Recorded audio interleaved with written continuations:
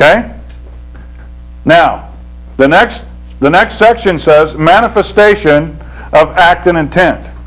Intent or manifestation, or intent or intention is manifested by the commission of the acts and surrounding circumstances connected with the offense. Hello?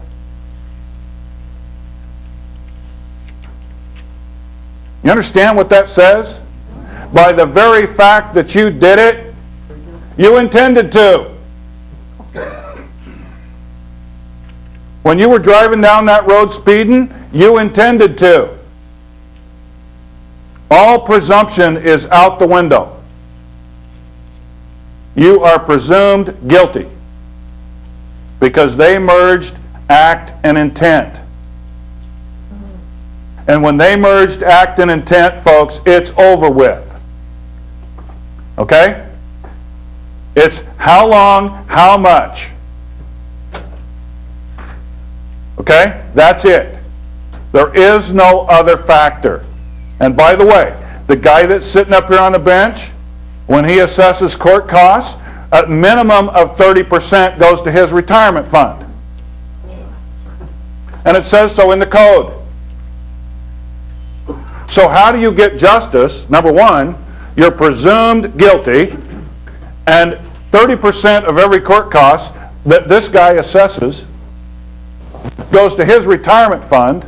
How do you get justice from a man who has a vested financial interest in the outcome of your case? Now, run right down and get yourself a lawyer.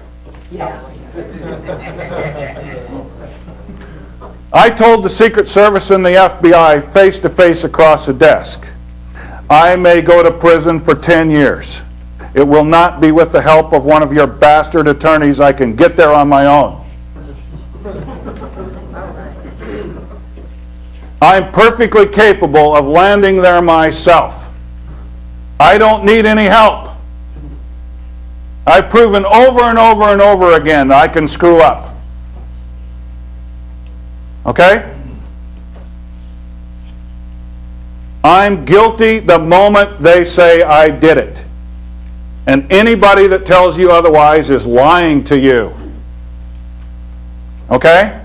Because it's all right here in the law. They merged the union of act and intent. And by virtue of the fact that you did it, you intended to. They don't have to prove anything other than, were you there? Yeah? Go to jail. Period. Now, am I reading this wrong?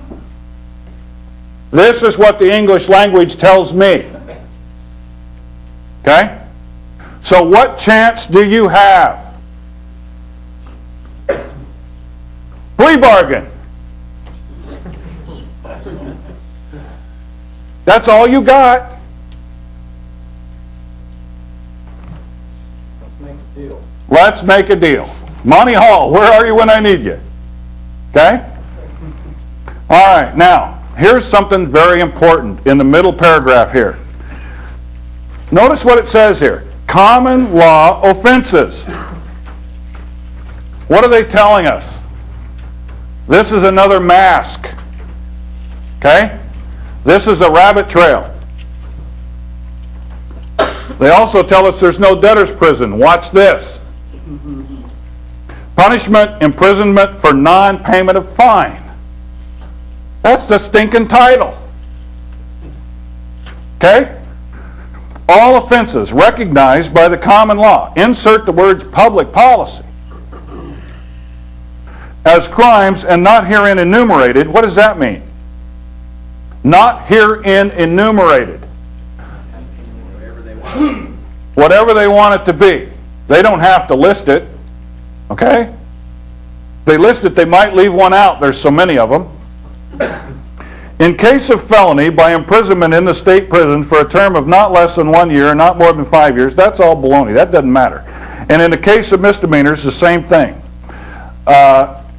Whenever any fine is imposed for any felony or misdemeanor, whether such be by statute or at common law, quote, public policy, and the party upon whom the fine is imposed, get this words now, has the ability to pay said fine.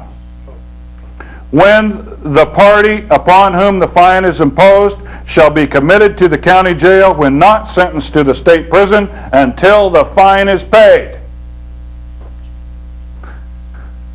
Oh, don't worry about it. There's no more debtor's prison. Sounds like commerce to me. Remember the Monopoly game. Go to jail. When you pay $200, you can get out. Okay? This right here, when a person has the financial ability to pay and he doesn't, he goes to jail till he does. It's real simple. Okay? Now, you're going to find some form of this in every state. But isn't it interesting that they use the words common law? And yet, if a group of people in your state goes to form a common law court, y'all are talking about two separate things. Okay? You're wanting to go back in time. You're wanting to go back to the Old Testament. No thanks. I'll take grace any day. I'll take public policy any day. Okay? All I have to do is understand it. Once I understand it, I can use public policy. And by the way, it's scriptural. It's the difference between the Old Testament and the New Testament. In the Old Testament, you got 10 commandments. Is that not true? Okay? In the New Testament, you got one commandment. And that one commandment encompassed all the others. Thou shalt love the Lord thy God with all thy heart, and with all thy soul, and with all thy strength, and thou shalt love thy neighbor as thyself. All 10 commandments rolled into one. This is the law, this is grace. This is common law, this is public policy. This is execution, this is life. I have people say, oh, you're getting something for nothing. You bet I am. That's what I got by virtue of what happened on the cross. I got something for nothing there too. Somebody else paid the price. Right? Right. So all I'm doing is I'm grabbing onto that in the world today. They made the system, not me. Okay? I've just learned how to operate in it. It took me a little while to learn how to navigate and operate through the Scripture. Now it's just taken me a little while and a little pain and suffering. And by the way, does everybody here understand what jail is? It's just location. That's it. It's just a different location. It isn't fun, but that's all it is. Okay? I mean, you're in a room with a bunch of guys or women and you sleep like this. One eye open. You know, it's not fun, but that's all it is. So, you could either operate over here in the law and dot every I and cross every T and make sure that nothing happens, or you can operate over here in grace and accept it for value. Okay?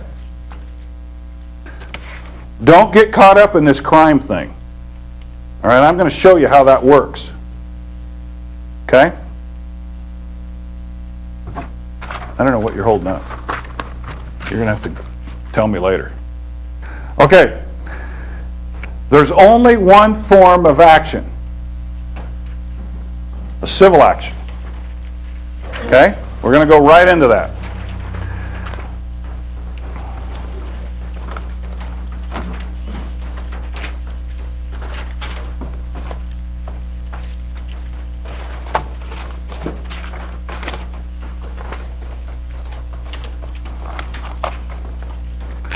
This is out of the Idaho Constitution. The distinctions between actions at law and suits in equity and the forms of all such actions and suits are hereby prohibited, and there shall be in this state but one form of action for the enforcement of protection of private wrongs and the redress of private rights or the redress of private wrongs, which shall be denominated as civil action, and every action, and now get this, and every action prosecuted by the people of the state as a party against a person charged with a public offense for the punishment of the same shall be termed a criminal action. Now I'm going to show you, demonstrate to you this afternoon exactly what this means in court.